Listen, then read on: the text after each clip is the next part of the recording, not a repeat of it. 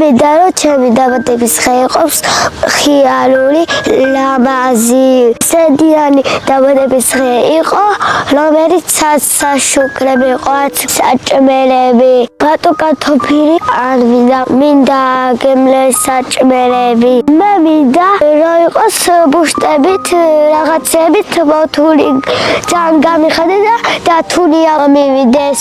მე მინდა რომ ჩემი დაბადების დღეს საჩუქარი ქონდეს და გამიხადეს რაშეტი, ლოსიპეტი და როლიკები. ბობის არაყულიაც თვალი ძველია, ზუზუცაც რაღაცა ალბათა და თიკოს კაბარაკ.